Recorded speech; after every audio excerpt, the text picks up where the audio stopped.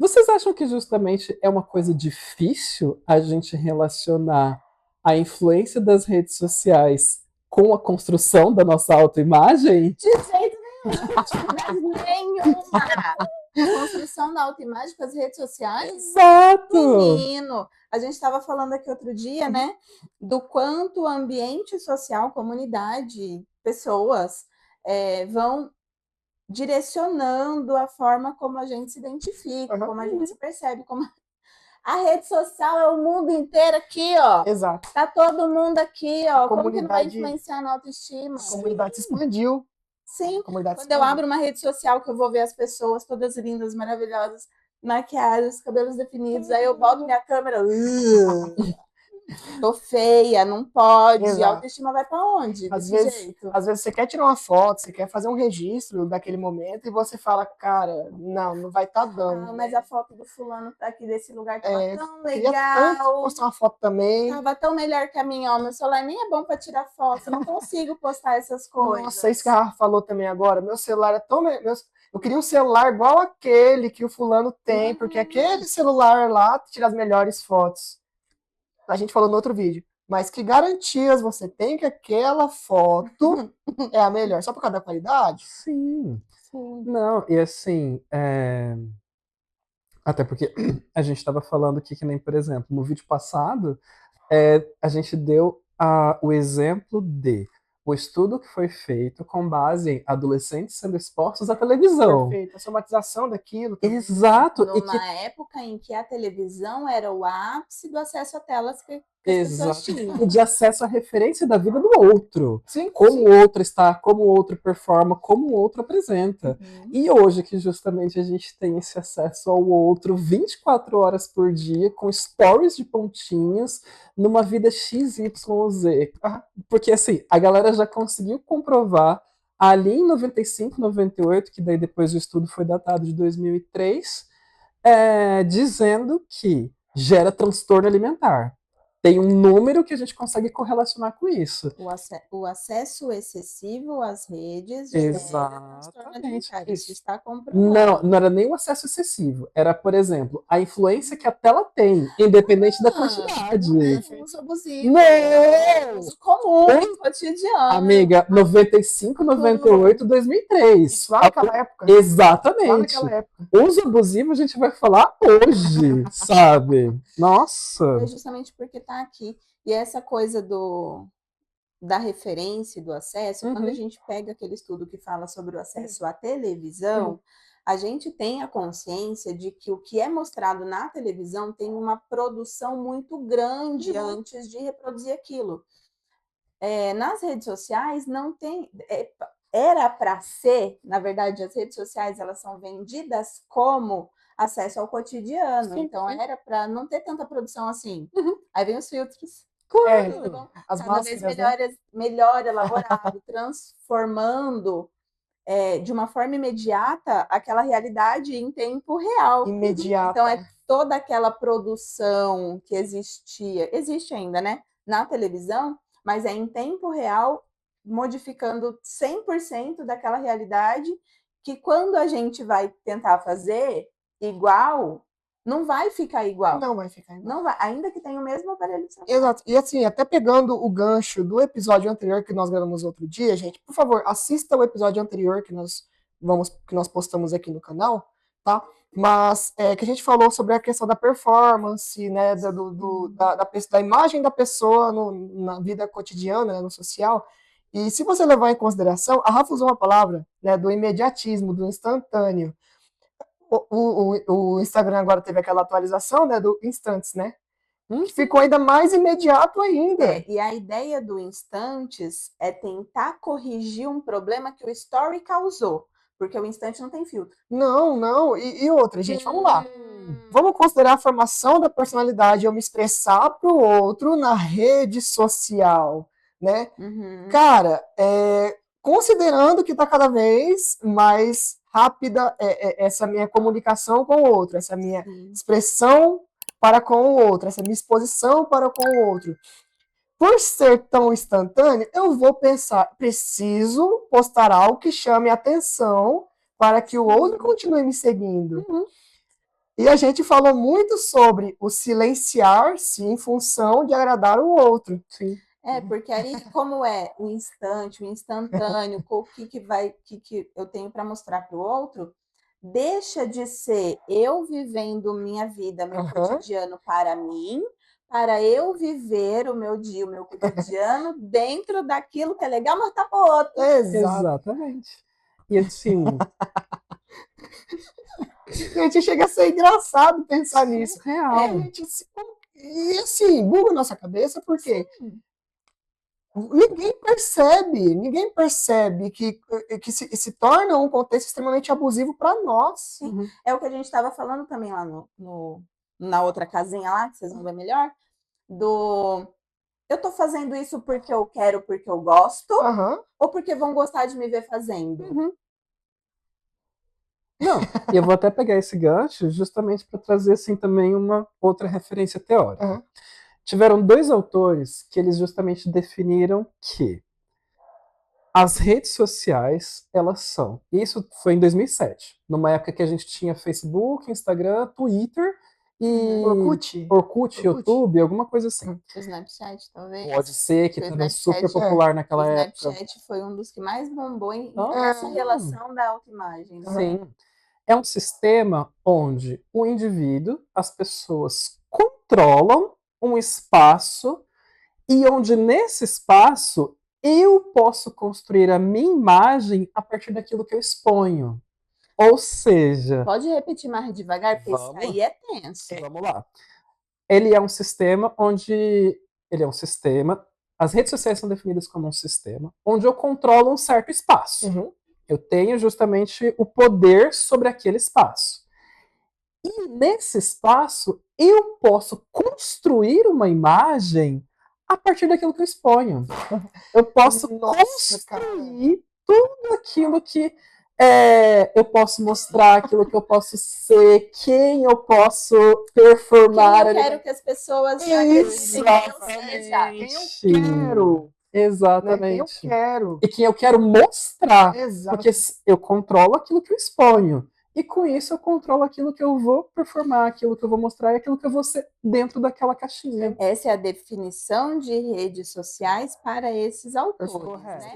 Um ambiente em que eu controlo, onde eu possa construir a minha imagem. Mas o ponto que eu queria pegar é um ambiente que está sob o meu controle. Eu controlo o que eu posto, eu controlo como eu posto, a partir de como eu quero que a sociedade me identifique. Mas aí eu vou fazer uma provocação antes. Eu acho que eu sei o que você vai falar. Eu vou fazer uma provocação antes. Eu controlo esse ambiente ou eu sou controlada por ele? Isso, porque os algoritmos é quem vão definir como é que a minha exposição vai ser levada para as pessoas. Então, vem de novo e mais uma vez aquela falsa sensação de controle.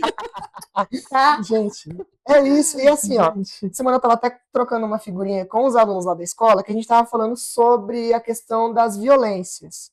Como que as redes sociais potencializaram as violências, né? Sim. E assim, eu estava trazendo a explicação dos padrões idealizados pelas sociedades que são potencializados por conta das redes sociais. E aí a Rafa citou a questão do falso controle, né? As pessoas, elas veem aquele padrão, elas idealizam aquilo como sendo algo que elas precisam alcançar, porque só alcançando aquilo elas encontram a felicidade. E muitas das vezes, gente, a gente não leva em consideração que esse padrão, ele é todo voltado para algo que é comercializável.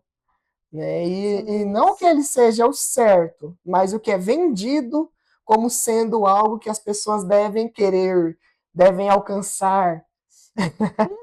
E vamos trazer o paralelo novamente, né, para a questão da infância e da adolescência, né? Que cenário que a gente está construindo hoje, considerando isso, né, com crianças e adolescentes cada vez mais veem e se alimentam de redes sociais, que cada vez mais se colocam nesses padrões como sendo padrões universais. Onde que a gente está chegando com isso tudo? Sim.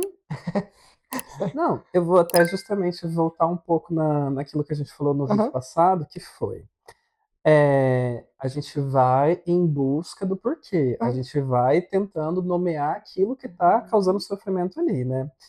E a gente sabe que, primeiro, todos nós, independente de cultura local, país, qualquer coisa que seja, todos nós vamos em direção de atender as nossas necessidades. Se eu tô com fome, eu vou atrás de comida. Se eu tô se eu tô nervoso, eu vou atrás de justamente colocar isso para fora. Nós temos as nossas necessidades dentro da gente e a gente vai em busca delas. E uma coisa que nem, por exemplo, tanto as redes sociais já sacaram e as redes sociais já perceberam é que as pessoas elas vão em busca daquilo que justamente as deixam felizes. Ponto. Culturalmente, antes das redes sociais, a gente justamente já tinha anteriormente que o que justamente vai deixar você feliz? A gente já tinha aquelas revistas, a gente já tinha os padrões de beleza, a gente já tinha. As redes sociais vieram e trouxeram um novo formato, mas para uma coisa que já existia, que é a venda do corpo perfeito, a venda da imagem perfeita, da vida perfeita, da saúde perfeita, que você vai alcançar a sua felicidade dessa maneira. Quando você tiver a vida, o corpo, a saúde, a casa, isso, aquilo, o salário, o padrão de vida, você vai ser feliz.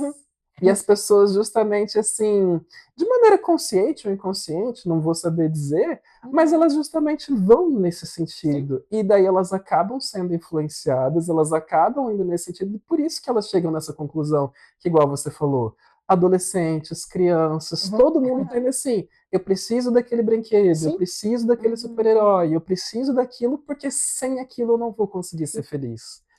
E aí... é onde a gente está hoje, né?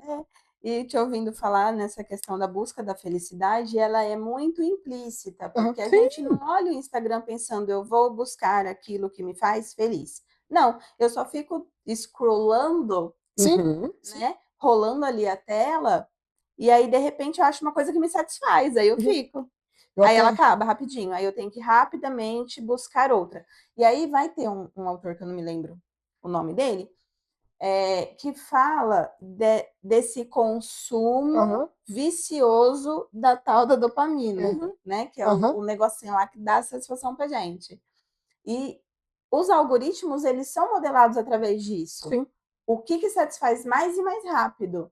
Porém, como todo uso abusivo de qualquer coisa, vai ficando cada vez mais insuficiente, vai ficando insuficiente cada vez mais rápido. Então eu preciso logo de outra coisa. Impacta diretamente na nossa saúde. Aquilo não me satisfaz tanto quanto satisfazia e precisa vir outra coisa. Eu até vou citar um autor aqui que ele fala justamente, é um artigo, né, de 2016, que fala assim, a imposição desse padrão ideal começa a ser veiculado pelas mídias e faz com que os usuários acabem desejando de uma forma ou outra aquele padrão, seja estético ou social para si mesmo, porém muitas vezes se torna inalcançável, principalmente quando o usuário percebe que esse ideal contrapõe o real.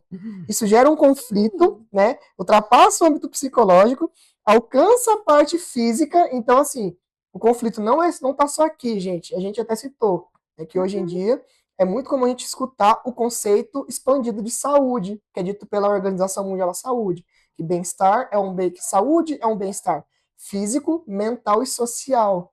Então, quando há esse conflito, vou usar outra terminologia da psicanálise, quando há uma neurose, um conflito do sujeito com aquele ambiente, isso acaba, às vezes, afetando a forma como ele vai performar socialmente, principalmente potencializado pelos padrões que são colocados nas nossas queridas redes sociais, né? Mas também como esse indivíduo vai se enxergar para se expor, não só lá, mas também aqui no concreto, né?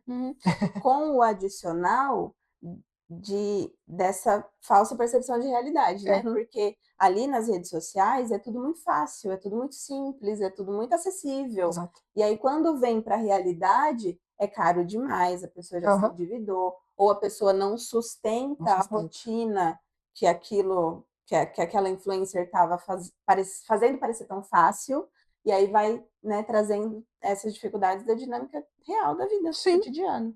Até eu queria fazer um parênteses rapidinho. A Rafa falou sustentar. E veja como que é cabuloso isso. A gente, né, que a gente está agora nesse caminho agora também em produzir conteúdo. Sim. E a gente se depara muito com aquele dilema da produção em rede social também, para se manter, querendo ou não, né, relevante, vamos dizer assim, entre aspas. Não que nós somos menos que outros profissionais, mas que outras pessoas também possam ter acesso ao que nós estamos tentando promover aqui. Né? E a gente se depara muito com a questão do algoritmo baseado na questão da produtividade, né, a ser de forma acelerada, porque você só é relevante se você produz. Infelizmente, o algoritmo coloca desse jeito. Né? Você só é relevante se você produz aquilo que estão dizendo que é para você produzir, daquele jeito que estão dizendo que você tem que produzir. Senão, ninguém liga My Little Friend. Exato. Cara,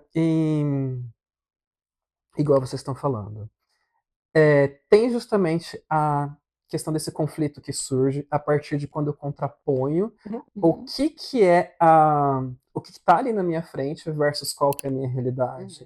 Tem a questão também do conflito, assim, de quem nunca pegou uma receita que no TikTok ele tá 30 segundos, e aí você... Mas como assim a receita não acontece em 30 segundos? Tem diversas etapas, eu tenho que deixar de molho, não sei o que, sabe? Faça um bolo com 2 ingredientes, você vai ver tem 5.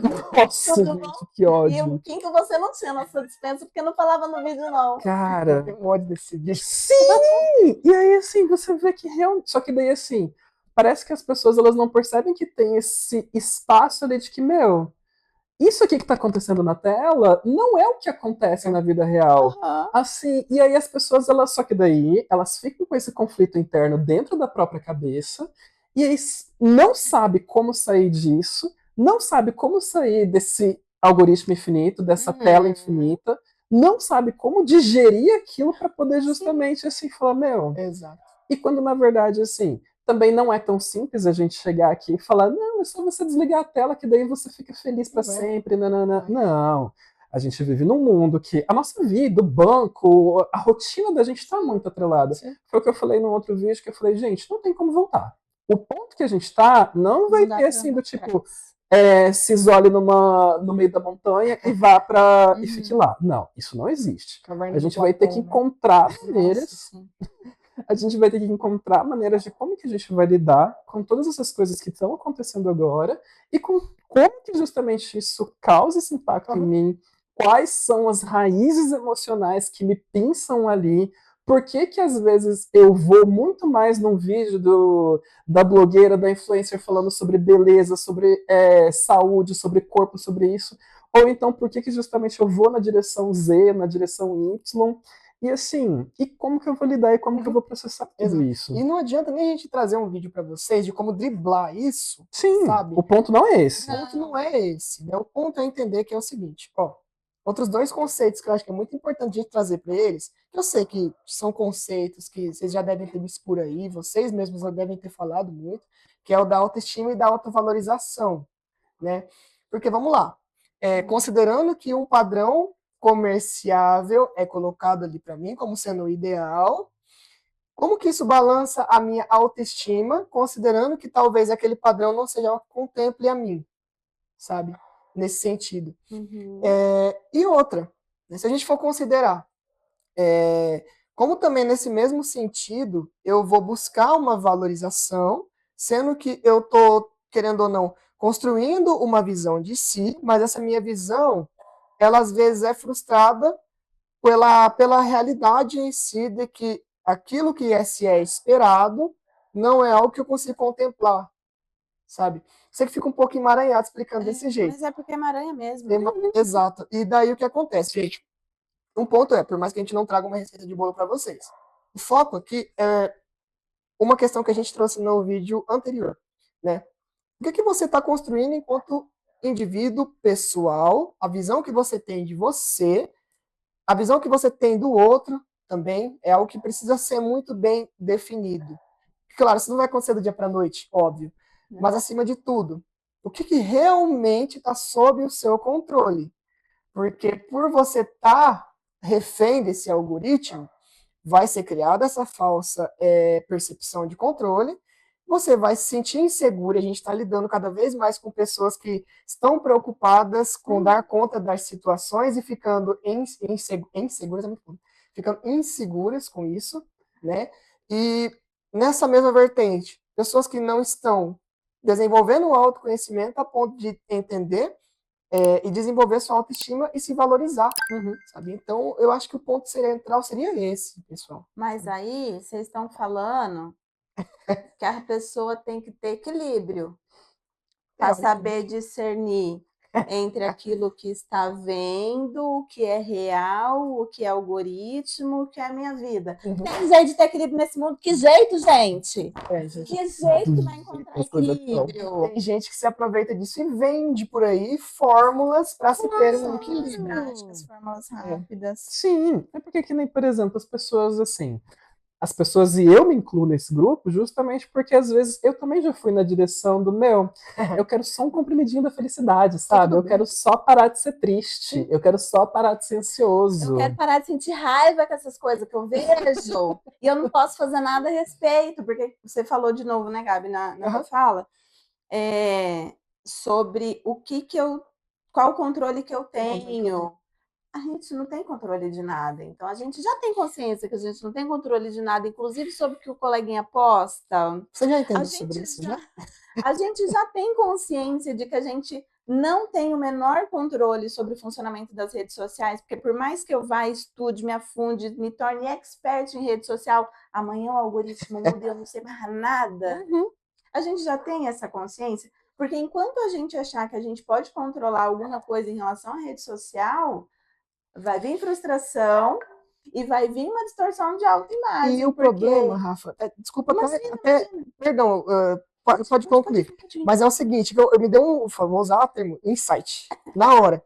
A gente tá batendo muito na tecla do rolê do tipo assim, o que causa na gente, mas o que também a gente tá causando no outro, sim, por estar nesse processo, sabe? Que nós temos das violências. Mas, por exemplo, quantas discriminações, quantos preconceitos que são alimentados e potencializados por isso. Exato. E aí você toca num ponto delicado que, assim, a galera ainda acha, a gente está em 2026, segundo semestre já de 2026. Segunda metade do ano, segunda metade de oficialmente. 2026, e a galera ainda acha que a internet é uma terra sem lei.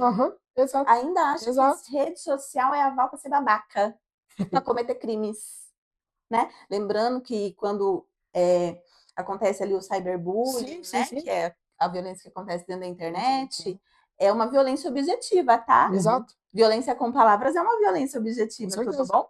E aí a galera taca hater em alguém, faz os comentários violentos e toda essa questão dessa construção, achando que não vai acontecer nada, porque tá lá na internet e ninguém liga. Sim. É um problema muito grave. Por achar que tá no controle. Por achar que tá no controle. E aí a pessoa que vai e se constrói nessa skin, expressa essa skin violenta lá dentro, e lá dentro nada vai acontecendo, porque assim, acontece, tá? Os crimes são encontrados, os IPs são encontrados, as pessoas são responsabilizadas. Com muita lentidão, mas acontece. Mas até que isso aconteça, a pessoa vai se sentindo validada naquela performance e traz a violência para a vida cotidiana. Então, é como você falou, né? Eu estou sendo influenciado ali dentro, mas eu estou influenciando também. E o comportamento que eu tenho ali dentro, ou a consequência do comportamento que tem ali dentro, vai moldar o meu comportamento aqui fora também. Esse é o ponto. Não é mesmo? É como se fosse um grande teatro, com várias pessoas interpretando diferentes personagens, né, por conta do algoritmo.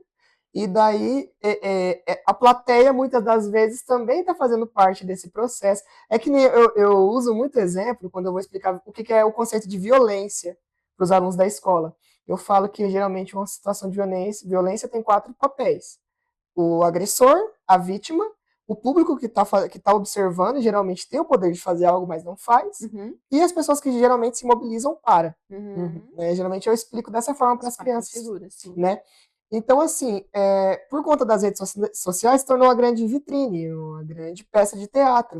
Né? Agora, você, enquanto pessoa na sociedade, qual o papel que você está interpretando? Se a gente for levar em consideração essas máscaras que as pessoas escolhem colocar, vestir, né, para suprir um padrão idealizado. Será que você está suprindo um padrão idealizado? Acho que a gente fez uma pergunta que questionava bastante. O que será que é seu nesse processo? Sim. Né? E aí eu vou trazer a mesma pergunta daquela situação, assim, quais são as suas referências? Quando você acessa as suas redes sociais, o que você está procurando ver ali? Porque lembra aquela história de você é o resumo das 5 pessoas com quem você convive? O algoritmo nesse papo aí, como é que fica? Como é que fica? As redes que você segue, aonde você para o rolado de tela, aquilo também vai falar sobre como você se sente em relação a você, como você se sente em relação ao mundo. Perfeito. Você já percebeu, inclusive, você já percebeu como está a sua autoestima a partir daquilo que você consome nas redes sociais? Gente, porque tem influência, a gente não para pra pensar, às vezes a gente nem lembra disso, mas tem influência. Você já percebeu qual é a sua? Não, eu vou dar um exemplo, pulando rapidinho. Por exemplo, se a gente vai comprar alguma coisa em algum aplicativo, né? Geralmente você pesquisa lá, daqui a pouco você entra no Instagram, vai começar a aparecer um monte. E aí você pagou mó caro, aparece um monte de coisa com promoção que você podia ter pago metade do preço. O algoritmo funciona desse jeito. E, gente, claro, a gente está fazendo esse parênteses pensando na questão da imagem, da autoimagem das pessoas. Digamos que você vai comprar, por exemplo, um tênis, né, num aplicativo, né, na questão da autoimagem. Daqui a pouco você querendo comprar um tênis, vamos dar um exemplo. Você viu um famoso usando aquele tênis, você quer comprar um tênis igual, porque é uma referência que você pegou, sua, né, de algum modo aquilo te afetou, né, e você quer um igual. Você vai lá no aplicativo, pá, comprou o tênis. Daqui a pouco você abre a rede social e vê lá que tem pela metade do preço. Ou então vê um outro que você achou que é mais bonito. Ou pior, que é o que acontece muitas das vezes. Vê que outra pessoa comprou e você fala, nossa, mas aquela pessoa é invejosa. Porque eu estava querendo usar aquele. Ou ainda, você viu o seu influenciador com aquele tênis, eu quero aquele tênis. Aí você pega um dinheiro que você não tem, compra aquele tênis. Aí você vai ver seu influenciador, não tá mais usando aquele tênis, porque já passou, ele já tá com outro, já não tem mais aquele que você conseguiu. Não, eu ainda vou um pouquinho também nesse sentido, porque e quando você se endivida, você compra, que, assim, vou até fazer um paralelo com a Marina Sena na entrevista do Bial que ela deu, que daí justamente ela falou que é um pouco disso. Você vai, você compra, você faz, o tênis chega, você veste e você tá do mesmo jeito. E você percebe que aquela busca de felicidade que você não foi suprida, não atingiu. Só que daí, que é o que eu falei aqui um pouquinho antes. Você não sabe como sair disso e o que acaba acontecendo. Você volta para a rede social para encontrar um influenciador com outro tênis, aí você fala, então foi por isso que eu não fiquei feliz, é porque ele tá com esse outro. É esse outro que vai me dar a felicidade. Ou então você cara, e volta naquele ponto de que a pessoa às vezes não sabe como sair disso. Volta num ponto também que a pessoa ela não percebe todo esse ciclo que está acontecendo. Ela não consegue se colocar num ponto de que, eu posso justamente fazer alguma coisa sobre isso? Ou eu vou ficar só nesse caminho de indo atrás do próximo tênis e continuando assim com toda essa vontade, continuando com essa tentativa de resolver e assim, é uma coisa que às vezes eu falo para os pacientes que assim, cara, não tem como a gente esperar que um pé de banana vai dar laranja. Não tem como a gente esperar que, se você continuar fazendo as mesmas coisas, você vai ter resultados diferentes. Que aí é um pouco do que eu trago também, que é, cara, beleza, você tá nesse ciclo, você não sabe como sair dele, você não sabe como fazer, às vezes igual você bateu o like e falou, quem que tá normal? Como que a gente vai sair disso? Nananana. E aí, assim, a gente tenta trazer para o paciente que, olha, você tem, assim, não vai ser simples, não vai ser fácil, não vai ser com pílula mágica, não vai ser com o aplicativo milagroso, não vai ser, principalmente não vai ser com soroterapia ou qualquer mirabolice que a gente vai encontrar aí na internet. Não vai ser desse jeito. Mas você tem uma parte que está no seu alcance, que você pode justamente ir em busca, e que aqui na terapia a gente vai construir isso juntos. Porque não vai ser simples, não vai ser fácil, não vai ser rápido, mas existe uma forma da gente começar a construir um outro caminho. Sim. você estava falando da Marina Sena, eu lembrei de Anira. Porque a Anitta também dá algumas entrevistas falando sobre isso, né? Do quanto ela sempre buscou a felicidade. Foi atrás, batalhou e e conquistou. Quando ela viu que ela chegou num lugar que ela já tinha conquistado tudo e ela ainda estava triste, aí foi onde ela parou um pouco para fazer essa reflexão. Sim. E aí um ponto que a gente trabalha bastante na terapia, né, Fê? Que é assim, aonde eu quero chegar por decisão minha, então esse é o primeiro passo, né, da provocação que a gente vem fazendo. Aquilo que eu quero é porque eu quero de verdade. Então, o primeiro passo que a terapia ajuda é fazer essa identificação. O que eu quero para mim? É isso que eu ia comentar. Qual é a satisfação que eu busco para mim? Identificado isso, também dentro da terapia, como a Fê falou, a gente vai buscando diminuir essas metas. Então, eu quero isso é o que eu quero por mim, mas não cabe na minha realidade ainda. Então, o que cabe na minha realidade hoje, considerando tudo que eu tenho hoje, inclusive saúde mental, e o que eu preciso hoje para estar um pouquinho mais perto desse lugar que eu quero estar, que eu quero estar por mim, não porque alguém me disse, porque alguém mandou, porque o algoritmo disse, enfim. Sim, é literalmente esse ponto. No último, a gente falou sobre o nomear as coisas. Né? O ponto desse é a gente aprender a questionar. Né? Pensamentos, comportamentos, né? Situações que a gente vê e a gente não tome como base, não tome como figura de referência logo de cara. Né? É literalmente questionar, né? Ver se faz sentido para mim, né? E assim, fazer um sentido de modo que seja algo saudável, sabe? E não que se torne mais uma expectativa que eu tenho que suprir, porque senão não rompe aquele ciclo que a gente estava comentando agora. A gente só potencializa para que ele continue acontecendo, né? E se esse ciclo continua acontecendo, a gente vai ter que gravar depois outra conversa sobre de novo. Tá? Sim. E você falou a questão da expectativa, né? Às vezes, na terapia, quando a pessoa chega, ela fala, tá, não tenho muita expectativa, vou vivendo do jeito que dá. A gente sempre tem expectativa. A gente sempre espera alguma coisa. Todo mundo espera alguma coisa de um sábado à noite, quem já na vida, meu bem. A gente sempre tem uma expectativa sobre algo. A gente precisa aprender a nomear essa expectativa. Enquanto a gente não consegue nomear essa expectativa, a gente não sabe para onde a gente está indo. E como já dizia o bom autor, não é mesmo? Quem não sabe para onde vai, qualquer caminho serve. Então, a gente precisa aprender a nomear a nossa expectativa para que a gente tenha a possibilidade de entender qual caminho a gente precisa seguir para chegar lá, que seja por nós. Então, mais uma vez, eu faço a provocação. Você já observou o que está te satisfazendo nas redes sociais? Essa satisfação que você está tendo nas redes sociais, ela faz sentido em relação àquilo que você quer para a sua vida? Quem você segue, quem você acompanha nas redes sociais, são pessoas reais que te transmitem realidade ou são espaços idealizados que tá te trazendo frustração porque a tua vida não se parece com aquela? E caiu o questionamento, joguei pro universo. E é com esse questionamento que a gente vai encerrar esse segundo episódio. Porque, olha, ainda tem mais coisa pra gente falar sobre isso. A gente vai dar sequência, mas vocês vão acompanhar nos próximos vídeos que a gente vai postando aqui. Tá bom? Inclusive, comentem aqui, tá bom? Tchau, gente. Se você tem uma referência legal, bota aí pra nós pegar de referência também. Arrasa, beijos.